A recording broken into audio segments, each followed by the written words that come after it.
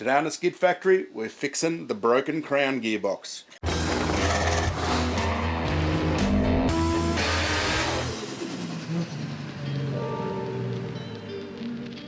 Welcome back to the Skid Factory. If you watched the Summernats video, you would have seen that I did a disservice to the crown's PowerGlide.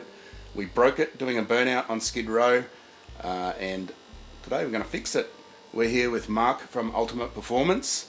He is, among other things, a transmission specialist, and as you can see by all these things covered in red oil, we're in his transmission rebuilding room and we're going to put the PowerGlide black together.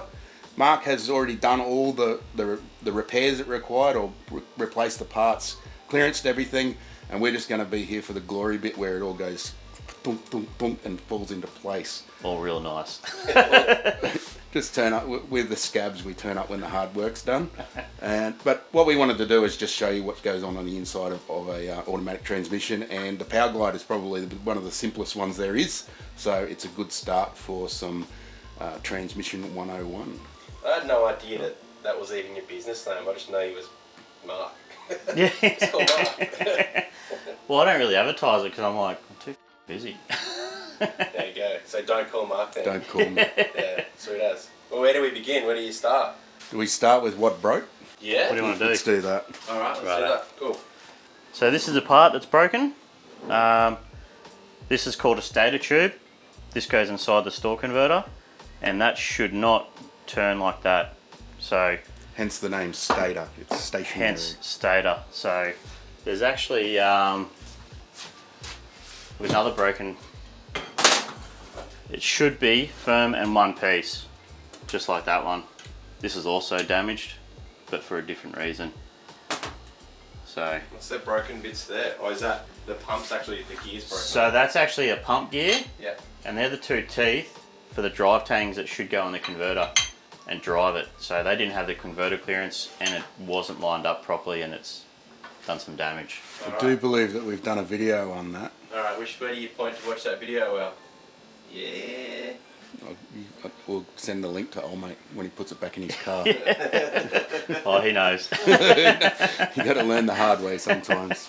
So, Al, you want to explain how this has happened or why it's happened? Well, it's basically just a result of too much torque. This holds a certain amount of torque in the process of holding the stator inside the converter. It is basically anchoring it, and it's not full engine torque, but there is a lot of torque involved in it in the process that goes inside the converter, and that needs to control that movement to nothing. So this is actually a rebuilt standard pump from a PowerGlide, so it's probably got a few years on it. Normally, well, obviously we needed a better pump in it. We've got an aftermarket pump now. This is not really the fault of the transmission supplier Hughes, because I didn't check what sort of gearbox I was getting. I just sort of went, okay, give me that one, that'll do. We didn't really know how much torque the engine was going to make, and they just suspect this one. There is one above this that has all of this stuff that I needed, and I should have just went to the next transmission up. But yeah, you can't just blame everything on anyone else. This is my fault for not being in control of what parts I was buying. I was just assuming. So the tube, Mark's just pulled this out of a packet. That's what the stator tube looks like. That's what goes into the converter on that coarse spline there, and this really fine spline here is what anchors it into the pump housing. So that has actually torn out of the cast pump housing, and the metal and stuff and the whining and the weird noises I heard was that spinning around and just eating up some cast iron. So this here is actually a replacement version of it, and that spline there is a little bit larger. So you pull out the old version and you press this in, and because the spline's bigger, it will then push in. Yeah, bites into the housing are much better. So the likelihood for this to spin is much less to what a stock tube. The stock tube can also break, Not super common, but they can break on the actual stator tube, and you'll know about that. It'll be very noisy and you're going to lose drive. So other than this, the next step up is what we're doing, and that is a new pump. And I don't know if we can pull it apart or not, but that's the pump, and the stator tube's actually bolted in rather than pushed in on a spline. So basically removes any chance of that tearing out. So good to know. This is all related to torque output. Just because you've got 1,000 horsepower doesn't mean you've got 800 foot-pounds of torque. You might have 500 foot-pounds and 10,000 RPM, and it's different. So vehicle weight and tyre size and tyre grip is a very large component as well. Some might say that doing a burnout on a skid row at Summernats with drag radials on is a terrible idea. Would you say that was true? Apparently it is. The evidence suggests as much. We'll try it again though. Bob Jane all-rounders next time. 18570s, done. We're obviously not going to be able to do a complete how a transmission works in a 20-minute episode, but because we've got all these pulled apart, we've got an actual more of a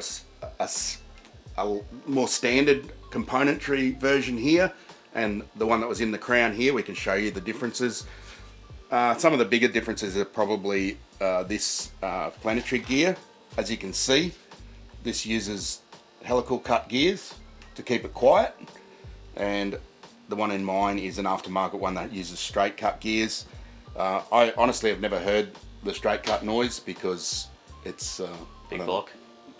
The car's quiet and you just click it into second anyway. But so the basic way that the trans works from a clutch and bend point of view is we're either allowing this planetary, which is a reduction gear, to work, and that's by applying the band.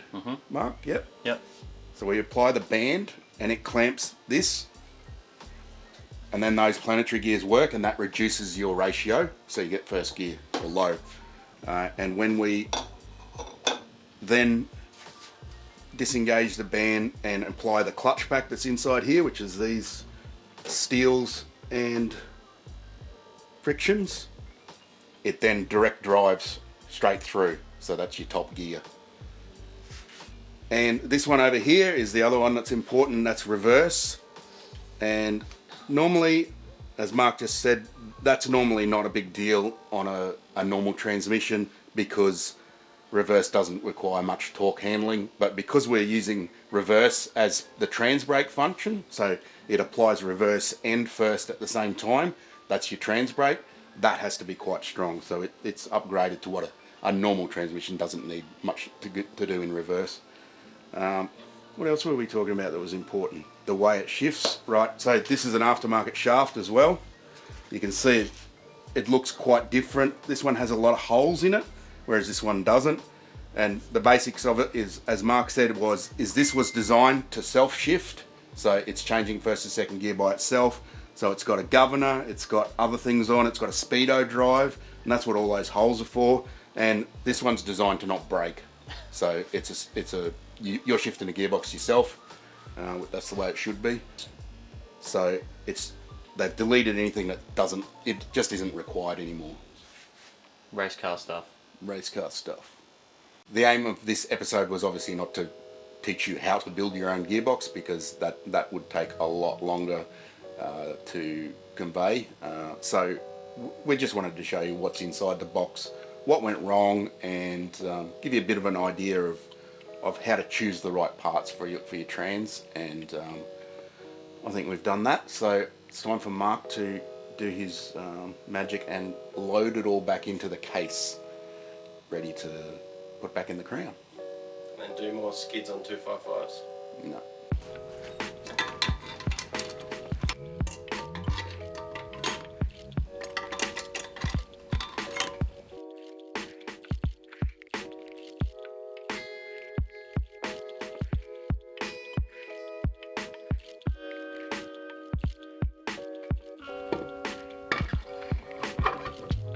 When it comes to assembling a PowerGlide in a performance application, there's many variables that can change what parts are required. Every transmission is specific to the car they are built for due to the vehicle's weight, tyre size, and the power or torque output the engine is producing. If you're undertaking a transmission build yourself, it's best to speak to a professional about what's required for your vehicle.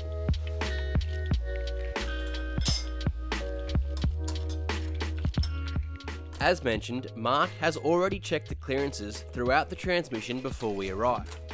Of note are the clutches, which have been inspected but do not require replacing as they are still in great condition due to the age of the transmission. This is basically the same for the rest of the parts excluding the oil pump and also the band, which had evidence of wear possibly due to debris within the failed transmission. The drum was also dressed in the lathe before assembly. Other serviceable components like gaskets and O-rings have also been replaced for peace of mind.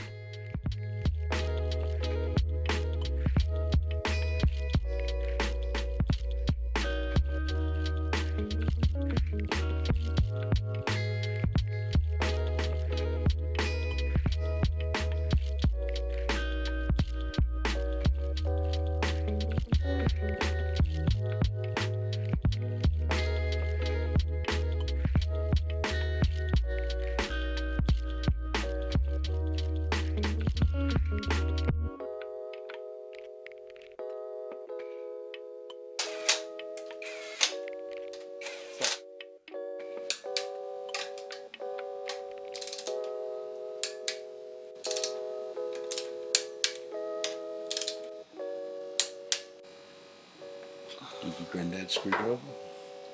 Actually, that is another granddad screwdriver. You need both of them? Or? So that band, it can actually, like, obviously because it's standing up, it can try and cockeye. Oh, yeah, right. So I do it up tight now, then we sit it on the sump as it is in the car, then I'll loosen it, turn it, and then we can do it up again. Yeah, right. Yeah. Otherwise it might be loose when you... Well, if you adjust it now, that band could be slightly like that, and we don't get a correct reading. Yeah. So.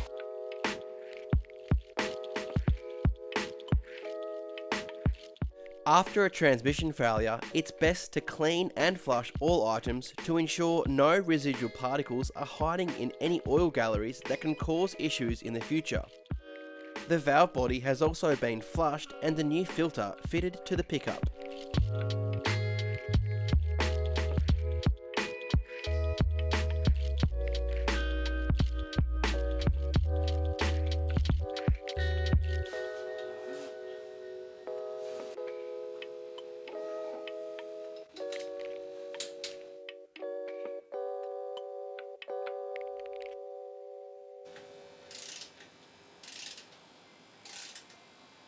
The glide's all back together. It has 2 speeds plus reverse, which is exactly what it should have. Big thanks to Mark for accommodating our sticking cameras in his face. He's a pretty busy man, so probably we're not going to plug his business because he's already flat out. There's about 37 other gearboxes in 1,000 bits right in this room, plus probably plenty of them elsewhere. So we'll leave him be. Thanks, Mark. Appreciate your time. We're going to take the trans home and put it back in the crown. But first we've got to get the converter and we've got to split it and clean it out because there's been a mechanical failure. Metal's been through the box and you can't clean out a converter without splitting it. So we're going to actually cover that, and that'll be in another episode. And after that's done, we'll stick it back in the car and do some burnouts. Thanks for watching, and we'll see you next time. Thanks, Mark. No worries, guys.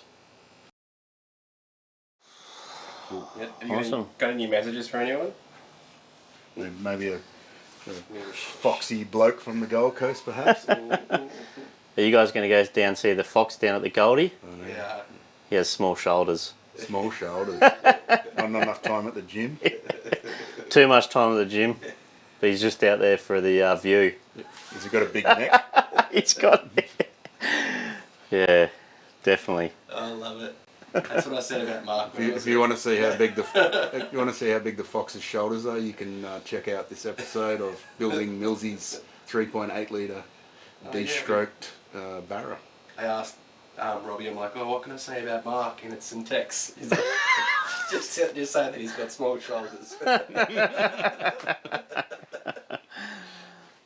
Better than small appendages.